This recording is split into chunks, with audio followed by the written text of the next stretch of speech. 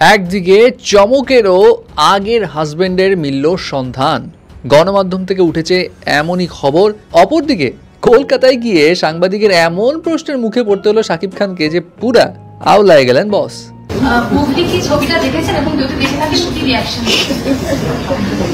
প্রথমেই আসি চমকের কাছে।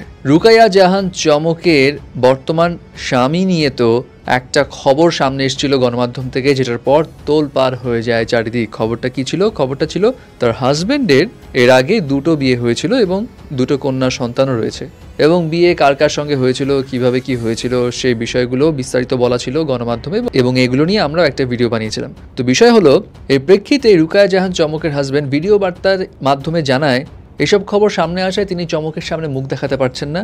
তিনি চান চমকের সাথে সুখে শান্তিতে সংসার করতে। তবে এখন ঘটনা হলো, RTV সহ আরও বেশ কয়েকটা গণমাধ্যম থেকে জানা গেছে শুধু চমকের বর্তমান স্বামীই নয়, বরং চমকেরও আগে একবার বিয়ে হয়েছিল।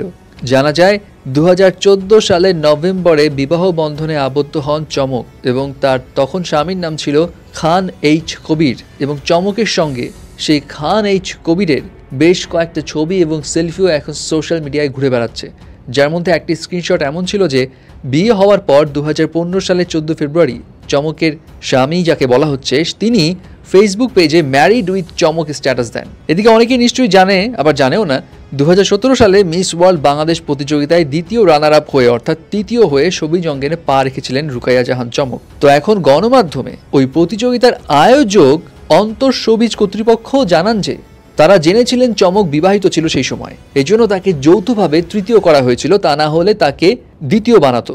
এর আগে চমক আয়োজকদের নাকি এটাও বলেছিল ছেলেটি নাকি তার প্রেমিক, কিন্তু আয়োজকরা অনুসন্ধান করে জানতে পেরেছিলেন সেই চমকের স্বামীর সঙ্গে থাকতেন রাজধানীর উত্তরায়।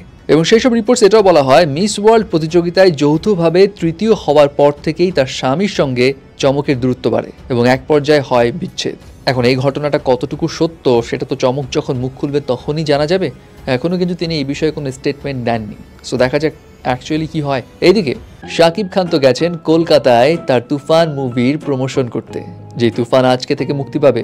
সো সেইখানে প্রেস কনফারেন্সে সাংবাদিকের এমন এক প্রশ্নের মুখোমুখি হলেন না শাকিব খান, মানে পুরাই একটা মাথা নষ্ট অবস্থা। প্রথমত মিমি চক্রবর্তীর সঙ্গে কাজ করার এক্সপেরিয়েন্স, দ্বিতীয় প্রশ্ন মুভি কি ছবিটা দেখেছেন এবং যদি দেখে থাকি শুধু রিঅ্যাকশন তো পেয়ে গেছি আমরা। হাই রে, টেনে টুনে আবার সেই বুবলি টপিক্সে আনলো শাকিবের ঘাড়ে। যাই হোক, শাকিব খানের রিয়াকশনই বলে দিচ্ছে হয়তো শাকিব খানের এই প্রশ্নটা অ্যাকচুয়ালি পছন্দ হয়নি, মানে তিনি এক্সপেক্টও করেননি হয়তো এমন প্রশ্নের মুখোমুখি তাকে পড়তে হবে কলকাতায় গিয়ে।